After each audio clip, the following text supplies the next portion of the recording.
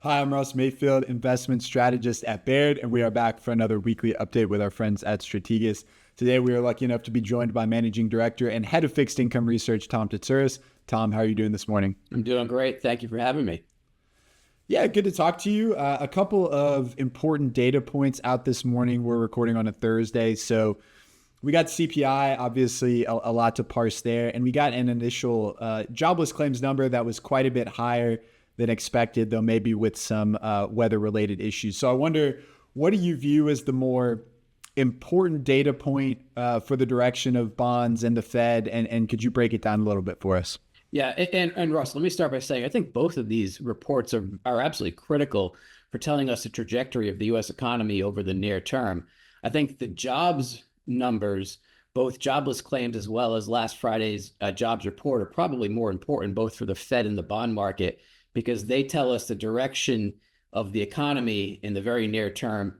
And they also tell us what the Fed is likely to do in terms of monetary policy. And in particular, we're getting a mixed signal from these two reports. The jobs report on Friday told us really blockbuster job growth, and jobless claims earlier this morning are telling us a pretty good sized spike in job losses. So, which is telling the full story? We really don't know. The truth is probably somewhere in the middle.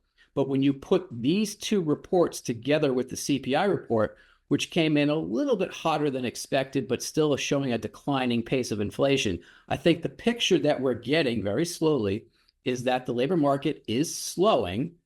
It's not slowing at a pace that would suggest a recession is coming, but it's slowing. And inflation is also slowing concurrent with that, but inflation is not slowing as fast as we would like because the consumer, although we are seeing some job losses, the consumer is still spending and essentially spending more money than they take home. And so you're seeing inflationary pressures remaining a little sticky, but job losses slowly picking up. And that's not a stagflation scenario, but that is a slowly weakening economy with inflation pressures remaining. And that's something that the financial markets are going to have to deal with for next year as we look towards what does policy look like and what does the broader macroeconomic landscape look like. Yeah, and so along with that data, both the kind of stickier inflation and the blowout jobs number last Friday in particular, we've seen yields again start to tick up on long bonds in particular. So the 10-year Treasury broke through 4% after having retreated down to the mid threes. Two questions. Are you buyers of bonds with yields above 4% on the 10-year Treasury? And then at what point does that rise in yield become a problem for the equity market in the way that we've seen much of this cycle? Yeah, two great questions. First, let me start by saying we would be buyers with yields where they are today. Tens are getting close to, as we're speaking right now, close to 4.1%. I think reasonably anywhere between a 370 and a 420. It's a fairly wide range. Tens could be in that range, but we're getting close to the upper end of that range. And just like we told clients when tens were down below 370, we're overbought. We're getting a little bit oversold here with tens approaching 410. So we would be buyers at this level. What level would tens have to go to? And the same thing kind of holds for fives as well. But what level would they have to go to where they would begin to, in my opinion, threaten valuations in the equity and credit market? Well, what we saw earlier this year is 4.5% seems to have been that level. 5% was that level last year. If that level is declining, then maybe that level becomes 425 to 430, but it's definitely above where we are today. The market has to sense that the move in 10-year yields is an indication that liquidity is coming out of the system. And a move from 370 to 410 really is not an indication that liquidity is coming out of the system. It's actually more an indication that liquidity coming into the system is just going to come in at more of a slower pace.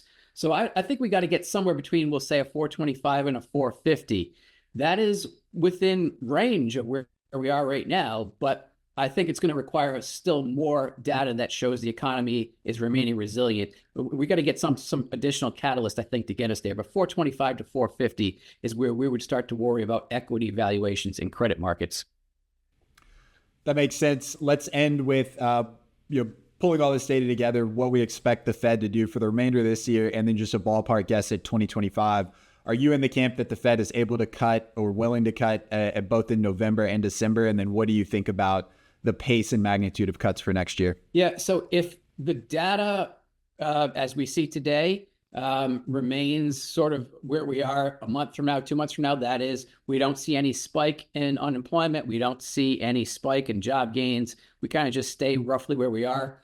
Then 25 in November, 25 in December, and then probably somewhere between 50 to 75 for the remainder of next year, because that's a soft landing that is showing inflation coming down, albeit at a slower and slower pace. So I think the Fed brings the funds rate down to 4% by mid to late next year, and they give us 25 in November and 25 in December. Now, if the economy shows any sort of sign of weakening, then we're going to go right back to a 50 basis point cut in November. And that's why the jobs numbers in November as well as December are going to determine really what happens with these next two cuts. 50 basis points is off the table for November, but it could quickly come back on, or same thing for December. That could quickly come back on if the labor market shows weakening. So I don't want to pound the table. It's 25, 25. That's just what we see as of right now, given the data as it has unfolded. 25 and 25 this year, and then another 50 to 75 next year. Yep, and it makes those weekly unemployment claims reports all the more important given their frequency and their quality. So we'll keep an eye on that. Tom, thank you so much for the time today. We'll look forward to talking to you again soon. Yeah, thank you for having me, Ross.